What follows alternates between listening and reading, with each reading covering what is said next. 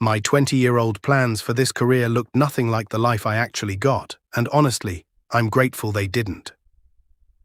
Today I locked up Cedar Bluff Pharmacy at closing, set the alarm, and walked to my car without a single knot in my stomach. 5 years ago, that same walk to that same car used to feel like bracing for impact. Funny how a place can stay exactly the same while you become someone else inside it. Let me back up, because none of this makes sense without the beginning. I'm Marisol. 26 back then, working the closing shift at the only pharmacy in a small town where everybody's business somehow ended up at my counter. Refill requests, whispered questions about a spouse's new prescription, teenagers too embarrassed to make eye contact. I heard it all under lights that buzzed like they resented being on. My sneakers squeaked against the linoleum by 9 o'clock every single night, and my back ached from bending over the counting tray. That was the job. Steady, unglamorous, occasionally exhausting, and if I'm honest, a little lonely. The bell above the door was the worst part. Anyone who's worked a service job in a small town knows that sound. It means someone needs something from you, right when you're running on fumes. I used to flinch at it. Every single time. Then one October night, it rang at 8:58, 2 minutes before I could finally breathe, and a man walked in looking like he hadn't slept in 3 days. Grant.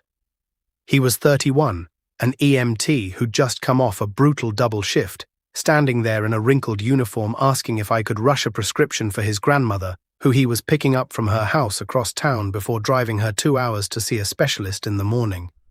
He wasn't rude exactly, but he was clipped, impatient, and I remember thinking, great, another guy who thinks the pharmacy exists to bend around his schedule. I told him it would take 15 minutes, no faster, insurance had to process. He sighed, dragged a hand down his face, and sat in the plastic chair by the window like a man serving a sentence.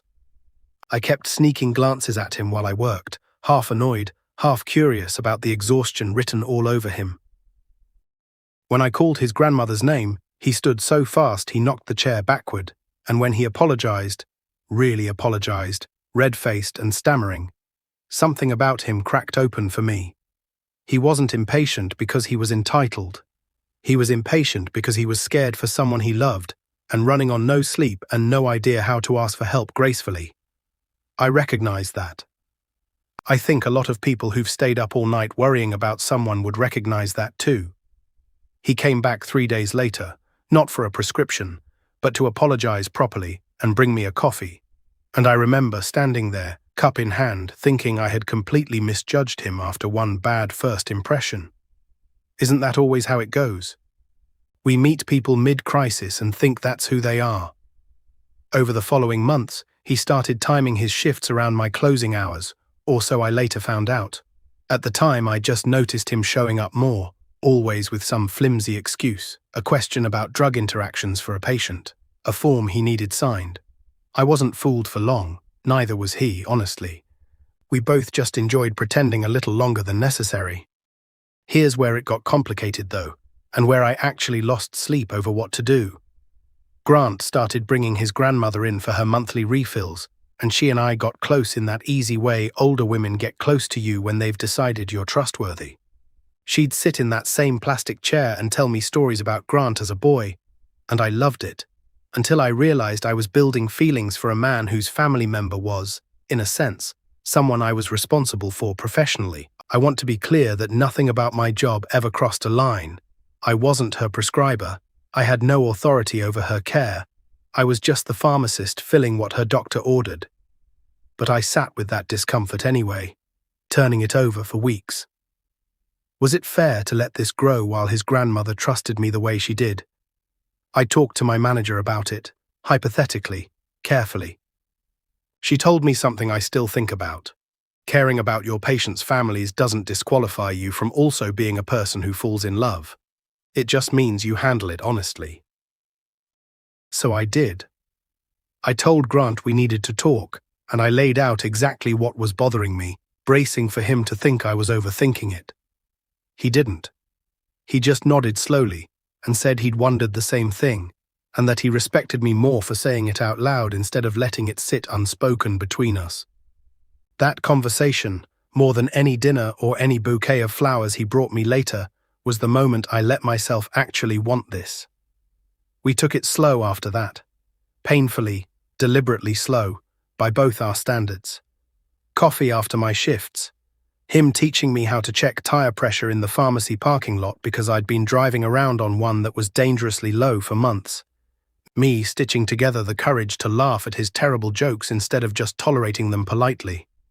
His grandmother, bless her, figured it out before either of us admitted it out loud, and she'd wink at me every time she came in for her refill until I turned the color of the exit sign. There was a rough patch too, I won't pretend there wasn't. A stretch where his shifts got brutal, back-to-back overnight calls, and mine got just as bad with short staffing, and we went almost 2 weeks trading nothing but half-asleep texts. I remember standing at that counter one night, watching the door, half hoping the bell would ring and it would be him, and feeling something twist in my chest when it didn't. I wondered if this was just what our lives would always look like, two people who cared for other people for a living, with nothing left over for each other. I think anyone who's loved someone with a demanding job has felt that particular ache. It's a fair question, whether love like that is sustainable, and I still don't know if there's one right answer. We got through it by actually saying the quiet part out loud, again. I told him I was scared we'd become two ships trading texts. He told me he'd been scared to bring it up because he didn't want to add pressure to my plate. We decided together that we'd protect one dinner a week no matter what, sacred, non-negotiable, and somehow that small promise held the whole thing together. Now it's 5 years later. The bell still rings the same way it always has, brass and a little tinny, but it doesn't make me flinch anymore, because more often than not, it's Grant walking through it at the end of my shift, still in that same wrinkled uniform, looking just as tired as that first October night, except now he's smiling before I even see his face. His grandmother still gets her prescriptions here, still winks at me, though these days it's less about catching us and more about the ring on my finger. I think about that girl at the counter sometimes, 26 and bracing for the door to open, convinced this job left no room for anything soft in her life. I wish I could tell her that the very thing making her tired and impatient and a little numb was about to become the entrance to everything good that came after. I wonder, if you'd been standing where I was that night, annoyed and exhausted, would you have given him those 15 minutes the same grace I did?